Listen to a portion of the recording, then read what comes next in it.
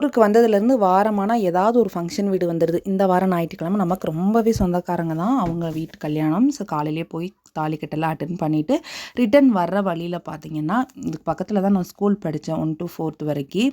அந்த ஸ்கூலுக்கு பக்கத்தில் ஒரு தெப்பக்குளம் இருக்கும். சின்ன வயசில் இந்த தெப்பக்குளத்தை பார்த்தாலே நாங்கள் ரொம்ப பயப்படுவோம். இங்கே பேய் இருக்குது அப்படின்னு சொல்லி எங்களை நம்ப வச்சுட்டாங்க.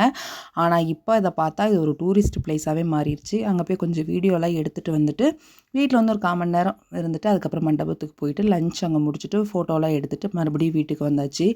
எனக்கு சின்ன வயசுலேருந்து எனக்கு தெரிஞ்சு எனக்கு தலைவலி, காய்ச்சல், வயிறு வலி ஏதாவது ஒன்று வந்துருச்சுன்னா எங்கள் அம்மா சொல்கிற ஒரே வார்த்தை, நீ தலைக்கு எண்ணெயே தேய்க்க மாட்டே அப்படின்னு. ஒரு வாரம் ஆச்சு கிட்டத்தட்ட தலைக்கு எண்ணெய் தேய்ச்சி. அதனால் தலைக்கு நல்லா எண்ணெய் தேய்ச்சிட்டு வீட்டில் இருக்கிற வேலையெல்லாம் ஓவரால் 2 பேரும் சேர்ந்து முடிச்சுட்டு டீ குடிக்கிறதுக்கு ஸ்டார்ட் பண்ணிட்டோம். இந்த டீ வந்து பார்த்தீங்கன்னா கண்டிப்பாக எங்கள் அப்பா போட்டால் தான் நல்லாயிருக்கும். எங்கள் அம்மா விட எங்கள் அப்பா டீ சூப்பராக போடுவாங்க. மூணாரை பொறுத்த வரைக்கும் பார்த்தீங்கன்னா கிட்டத்தட்ட ஒரு நாளைக்கு ஒரு 3 4 டீயாவது குடிச்சிருவோம். தம்பி குடிச்சிட்டு